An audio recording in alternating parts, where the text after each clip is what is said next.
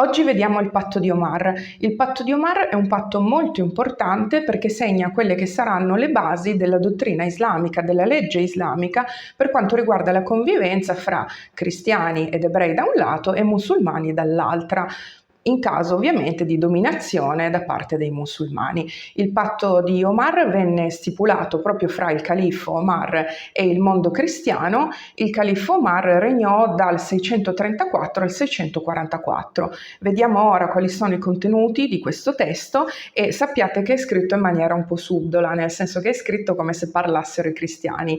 In realtà è stato Omar, il califfo, ad averlo scritto e ad averlo dettato.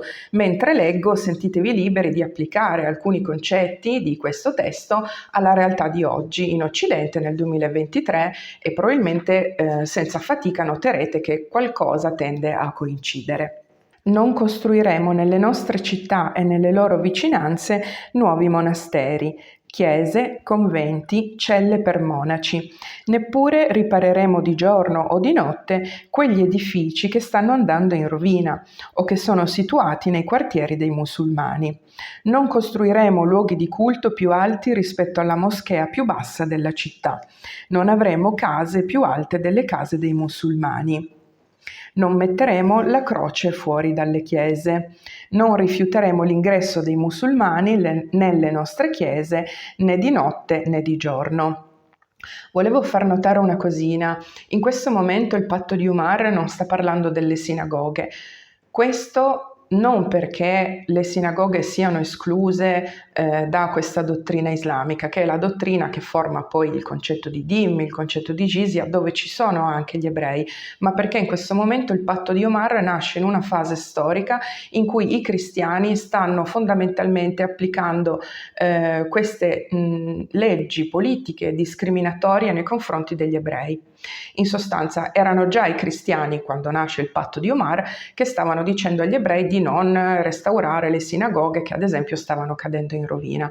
Quindi il fatto che nel patto di Omar non ci siano menzioni per quanto riguarda la stella di Davide oppure la sinagoga non significa che non siano inclusi gli ebrei, significa che i cristiani purtroppo in questa fase storica stavano applicando una politica molto simile. È giusto ricordarlo ancora oggi, è nostra responsabilità ricordare anche questo passato che ha avuto il cristianesimo, diciamo, politico nei confronti degli ebrei, che appunto era politico, nel senso che non esistono concetti nel Nuovo Testamento che portino ad un atteggiamento del genere, quindi ricordiamolo, ma parallelamente ricordiamo anche che il Nuovo Testamento non è come il Corano, ovviamente, per quanto riguarda gli ebrei. Andiamo avanti. Spalancheremo le porte ai passeggeri e ai viaggiatori. Accoglieremo qualsiasi viaggiatore musulmano nelle nostre case e gli daremo vitto e alloggio per 3 notti. Noi non daremo rifugio nelle nostre chiese o nelle nostre abitazioni ad alcuna spia, né la nasconderemo ai musulmani. Non manifesteremo pubblicamente la nostra religione, né convertiremo alcuno. Non impediremo ad alcuno dei nostri parenti di entrare nell'Islam se lo desidera. Noi mostreremo rispetto nei confronti dei musulmani e ci alzeremo dal nostro posto se desiderano sedersi.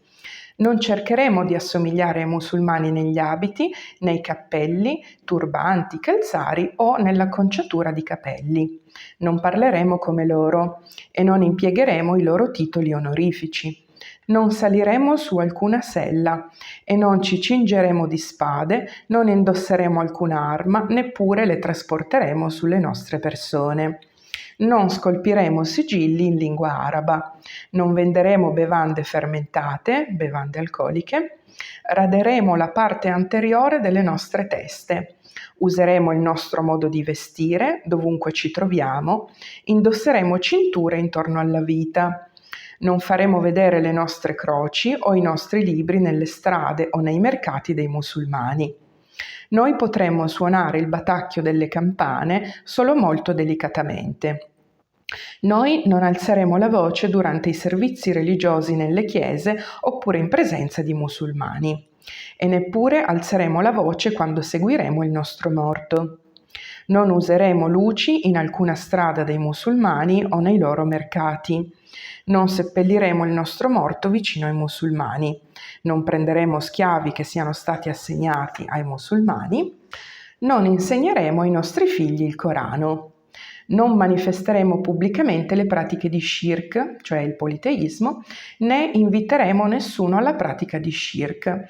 Questo è molto importante perché lo shirk, sapete, è l'associazione di qualcos'altro a Dio, ad Allah, che ovviamente è vietato da parte dell'Islam. Il problema è che Gesù Cristo rientra in questa pratica. Non solo lui, ma tutti i santi, anche la Madonna, sono tutte associazioni di qualcos'altro, di un altro elemento ad Allah o a Dio che l'Islam non tollera.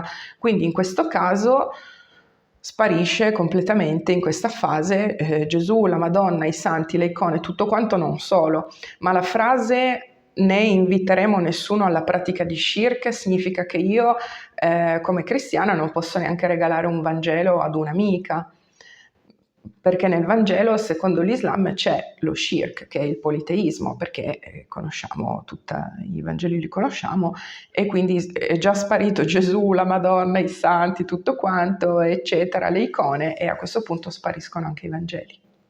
Non cavalcheremo in sella, non avremo armi, non avremo francobolli in arabo, non venderemo liquori, non entreremo nelle case dei musulmani, non picchieremo nessun musulmano, qualora un dhimmi dovesse picchiare un musulmano perderà lo status di dhimmi. Una volta che un dhimmi perde lo status di dhimmi è praticamente condannato a morire in pochissimo, nel senso che potrebbe convertirsi, però è difficile che una persona che ha appena picchiato un musulmano abbia voglia di convertirsi all'Islam, quindi io direi che in questo caso perdere lo status di dhimmi significa proprio morte, certa. Ci impegniamo a rispettare questo patto, chiunque non dovesse rispettarlo incorrerà nella stessa punizione data a chi si è ribellato ai musulmani, che anche in questo caso direi che è la morte. Chiunque non rispetta questo patto avrà la stessa punizione di chi si è ribellato, sicuramente è la morte. Perfetto. Ora che abbiamo visto i contenuti possiamo brevemente analizzare un paio di punti. Il primo è la lenta agonia con la quale cristianesimo ed ebraismo sono destinati a morire.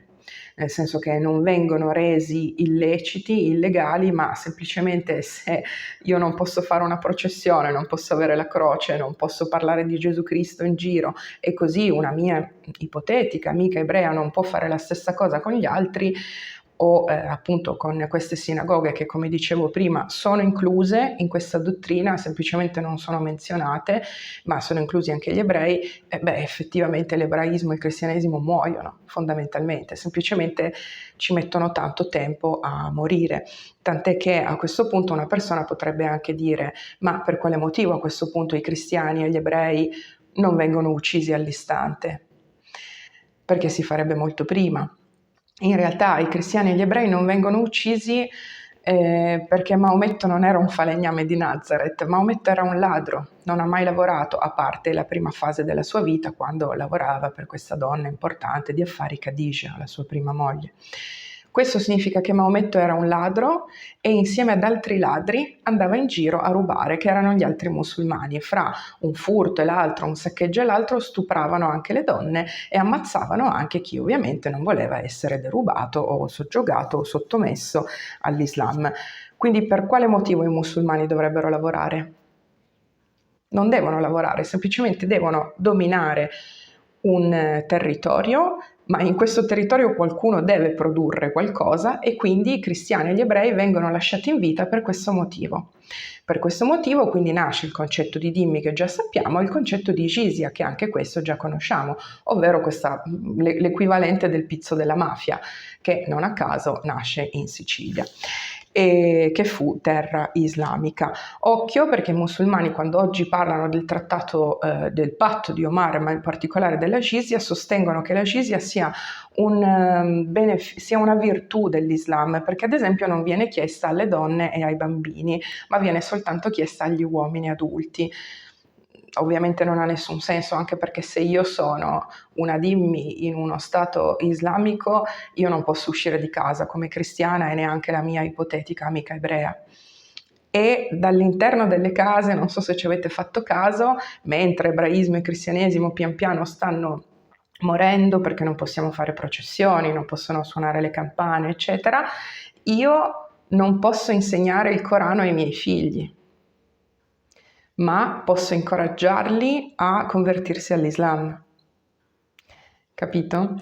E i musulmani oggi, che conoscono il patto di Omar, sostengono che questo sia una difesa che l'Islam ha attuato, ovvero il divieto di insegnare il Corano ai figli, perché io, essendo impura, e la mia amica ebrea, essendo una scimmia o un cane o tutto quello che già conosciamo, i kuffar sono proprio esseri impuri, sono sporchi, che è il motivo per il quale in moschea non possono entrare.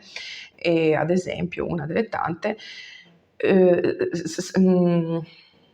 è come se io di default venissi vissuta dall'Islam come una persona che andrebbe subito a corrompere il Corano, che invece è splendido e fantastico, proprio perché sono un essere impuro e sono già in malafede. Però i miei figli, senza conoscere il Corano, si possono convertire all'Islam, mentre io e la mia ipotetica amica Sara vediamo le nostre fedi pian piano sgretolarsi, mentre i nostri mariti ipotetici lavorano, e la jizya ci sono stati dei momenti in cui era molto alta, era un tributo davvero oneroso.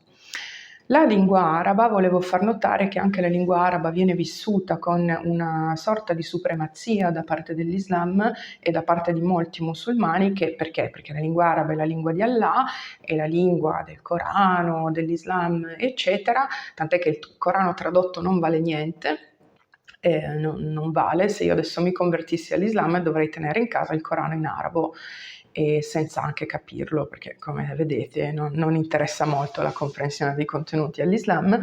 Ma purtroppo la stessa cosa appunto riguarda anche i francobolli, i sigilli. Ovviamente si tratta di un testo antico, ma in ogni caso il concetto che viene detto è: tu kafir, tu kuffar, non puoi usare la nostra lingua perché è così bella e tu sei un essere così impuro. La stessa mancanza di simmetria, di reciprocità, la vediamo ancora oggi, dove ci sono molte città in Europa, in alcuni quartieri le scritte sono tutte completamente in arabo inizialmente, e non c'è niente di male. Ci può essere il ristorante che si chiama Marrakesh in arabo e non fa nulla, come il ristorante peruviano o il ristorante cinese, ma purtroppo questi quartieri tendono poi a un certo punto a non avere più cartelli nell'alfabeto latino.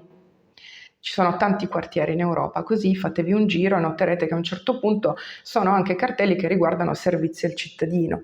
E sono quartieri in cui è tutto scritto in arabo, che vuole un po' dire non ce ne frega neanche niente della lingua che si parla qui. Noi siamo arrivati, adesso piazziamo la bandiera. L'abbigliamento distintivo anche è una connotazione importante che ricorda un po' la stella di Davide posta qui sugli ebrei poco prima del Terzo Reich o durante il Terzo Reich. E questo abbigliamento distintivo molto preciso, perché gli ebrei devono avere la cintura di un certo colore, gli zoroastriani di un altro ancora, i samaritani di un altro ancora, i cristiani di un'altra ancora. Viene fatto per due motivazioni. La prima è che i miscredenti devono camminare ai lati della strada per sentirsi soggiogati, perché sono esseri inferiori, mentre il centro della strada deve essere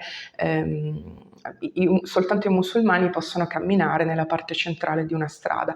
In secondo luogo, la seconda motivazione è che i musulmani non si possono sbagliare a salutare un miscredente dicendo Assalamu alaikum, che sapete significa la pace sia su di voi, e ovviamente è ridicolo dire la pace sia su di voi a dei miscredenti, perché di sicuro i miscredenti vanno all'inferno, quindi non hanno la pace.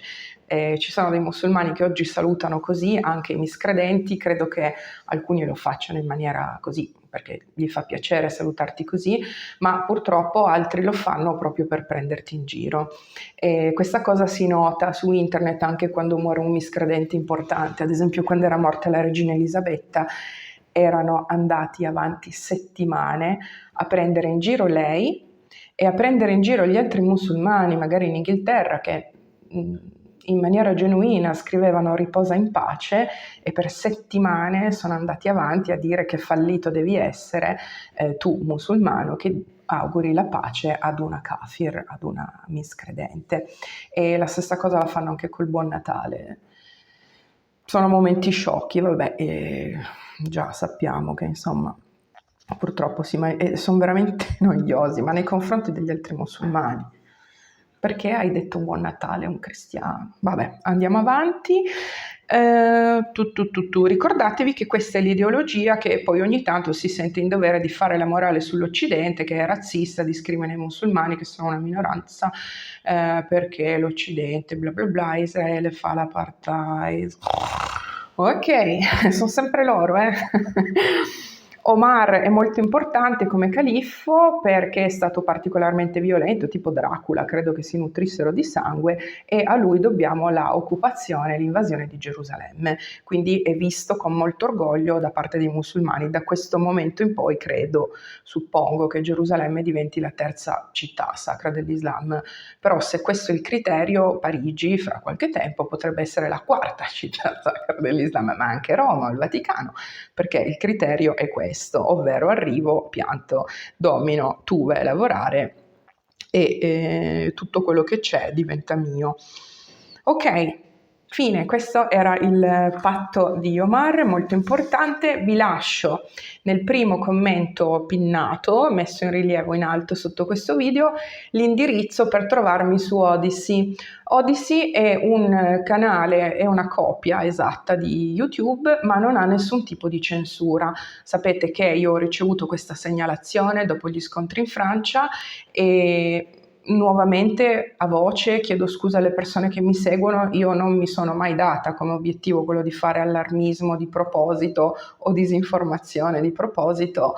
Mi dispiace che sia successo, queste sono le regole di YouTube, noi guardiamo e passiamo oltre senza fare troppa polemica, però sappiate che appunto dovessi ricevere altre segnalazioni ed essere poi in seguito bannata definitivamente sulla base del mio documento di identità, che vuol dire che ho finito anche solo di fare ricette di cucina su YouTube, se volessi fra 20 anni farlo, non posso farlo. Perfetto, grazie, shukran. Mi trovate quindi a questo link. Al momento non c'è niente di nuovo, se pubblicherò qualcosa soltanto su Odysee ve lo farò sapere su YouTube. Ok, fine. Per quanto riguarda le notizie della Francia, io al momento non mi sento di aggiungere neanche una parola. A dirla tutta, ci sono rimasta talmente tanto male che al momento non mi sento neanche di parlare di altre notizie e ce ne sarebbero tante. È successo di tutto. Però non lo so, adesso a livello emotivo, di stato d'animo non mi sento, quindi penso che per qualche tempo potremmo, tanto ne ho altri 800.260.000 di argomenti da affrontare, anzi ne preparo uno proprio adesso che sarà un po' comico e se riesco lo pubblico domani. Molto simpatico e sono sicura che ai musulmani piacerà tantissimo. Ciao, grazie mille, statemi bene, grazie, ciao ciao.